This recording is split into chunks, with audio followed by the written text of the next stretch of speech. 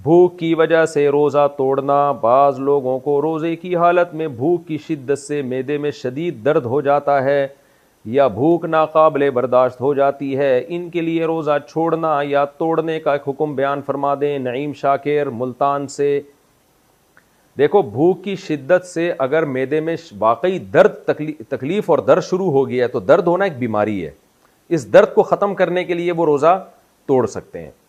लेकिन भूख की शिद्दत बर्दाश्त नहीं हो रही, ये कोई बीमारी नहीं है, ये तो रोज़े का लाजमी जुज़्व है। तो कितनी ही शिद्दत हो, कितना ही नाकाबिले बर्दाश्त हो जाए, रोज़ा कंप्लीट करना पड़ेगा उसको, क्योंकि रोज़े का तो हिस्सा है भूख और प्यास का लगना।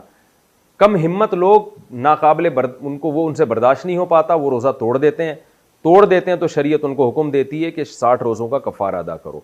तो नाकाबिले बर्दाश्त का मतलब खूब समझ लें। अगर दर्द हो रहा है ना, पेन हो रहा है, पेन फिर बर्दाश्त से बाहर हो रहा है, तो फिर पेन तो पेन है, वो बीमारी है।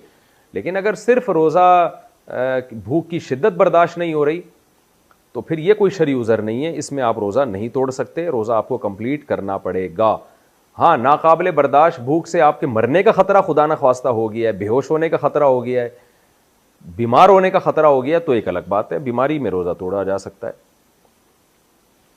रोज़े में नाक में पानी डाल सकते हैं। मुझसे रोज़े की हालत में गलती से नाक में पानी चला गया जो हलक में जाता हुआ महसूस भी हुआ, क्या इससे मेरा रोज़ा टूट गया? सुमैया बतूल रावलपिंडी से। गलती से आपको रोज़ा याद था और नाक में पानी आपने डाला और वो हलक में चला गया, महसूस होने की बात नहीं है, 100% यकीन हो कि हलक में गया है, तो फिर रोज़ा टूटेगा। 100% यकीन नहीं है, फिर रोज़ा नहीं टूटेगा।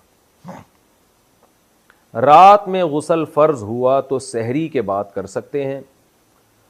अगर ज़ौजैन ने हमबिस्तरी की, बाद में सुस्ती की वजह से आँख देर से खुलने की वजह से गुस्ल किए बग़ैर सहरी करके रोज़ा रख लिया, तो क्या रोज़ा ठीक हो गया? क्या सहरी करने से पहले गुस्ल करना ज़रूरी है? राव मोहम्मद अब्दुल्ला रावलपिंडी से। नहीं जी, बग़ैर गुस्ल किए भी आप सहरी खा सकते हैं। सहरी करने के बाद फिर फ़र्ज़ नमाज़ पढ़ने से पहले आप गुस्ल कर लें, क्योंकि नमाज़ क़ज़ा करना गुनाह कबीरा है। तो रोज़े का गुस्ल से कोई ताल्लुक़ नहीं है, गुस्ल का ताल्लुक़ नमाज से है, रोज़े से नहीं है। पाकिस्तान से दुबई पहुँचे तो पता चला वहाँ रोज़ा था। मैं पाकिस्तान से दुबई आया था, पाकिस्तान में इस वक्त रोज़ा नहीं था, अगले दिन रोज़ा था।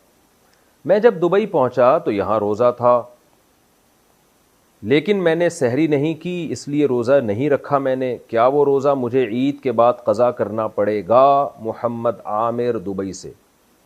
जनाब मोहम्मद आमिर साहब, चूँकि आप जब पाकिस्तान में थे, सहरी का वक्त जो था वो दुबई में नहीं शुरू हुआ, बल्कि रास्ते में ही सहरी का वक्त शुरू हो गया और आपने रोज़ा नहीं रखा, और जब आप दुबई पहुँचे तो वहाँ रोज़ा था।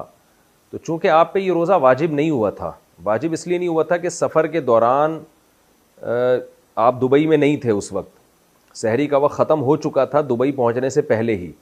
तो चूँकि ये रोज़ा सिरे से आप पर लाजिम ही नहीं हुआ था, आप पाकिस्तान के हिसाब से थे उस वक्त तक, तो जब लाजिम ही नहीं था तो इस रोज़े की क़ज़ा फिर आप पर लाजिम नहीं होगी, क्योंकि रोज़े में तजज़ी नहीं होती, टुकड़े टुकड़े नहीं किया जा सकता रोज़े के अज्ज़ा को।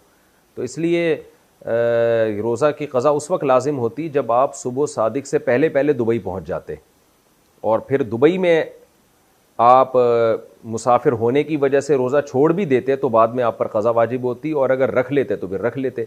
लेकिन आप चूँकि सुबह सादिक के बाद दुबई पहुँचे हैं, तो ये रोज़ा शरन आप पर लाजिम हुआ ही नहीं था। जब लाजिम ही नहीं हुआ था तो फिर आप पर इसकी क़ज़ा लाजिम